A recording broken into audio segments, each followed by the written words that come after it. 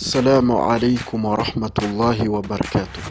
Ubuwahabi bwatangiriye mu gihugu cya Arabia Saudite butangijwe na Muhammad ibn Abdul Wahhab Najdi mu kinyejana cya 12 Hijriya, yubakiye ku myemerere n'ibitekerezo bya Ibn Taymiyyah abitewemo inkunga na politiki hamwe n'igisirikare cy'umutegetsi Muhammad ibn Saud.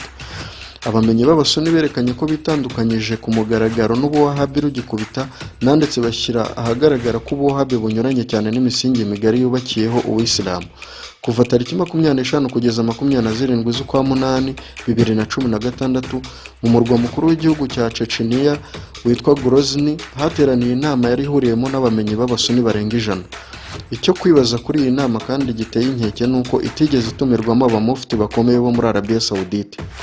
Umwe mu bamenyi bakomeye b'abasuni wari witabiriye inama, Sheikh Ahmed Tayyib, imamu mukuru wa kaminuza Al-Azhar yo mu Misiri, mu mbwirwaruhame ye yaragize ati: abahezanguni ashaka kumvikanisha abawahabi ntaho bahuriye n'ubuyisilamu usibye kuba barajwe inshinga no gukwirakwiza ingengabitekerezo y'ubuhezanguni mu bayisilamu ku buryo isi izajya ibitiranya ubwabo na Isilamu.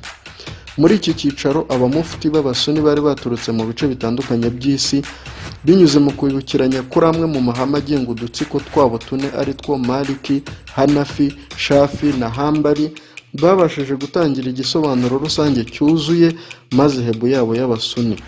Aho dushingiye kuri icyo gisobanuro turasanga abawahabi b'abahezanguni n'abasalafi ntibabarizwa na gato mu basuni.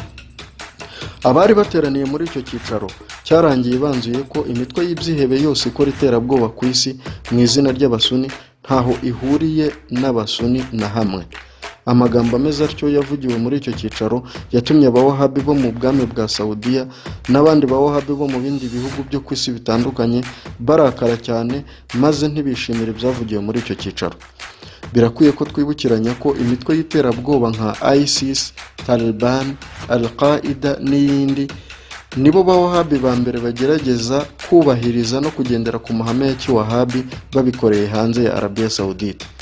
Turasoza twibaza ngo ese iki cyicaro cy'abasuni cyabereye i Grozny hadatumiwemo abamufti bakomeye bo muri Arabia Saudite gishobora kuba ikimenyetso simusiga kiduhishurira uburyo abawahabi bahangayikishijwe n'umusaruro bari biteze mu bikorwa by'imitwe ya kiwahabi n'abasalafi ku bandi bayisilamu.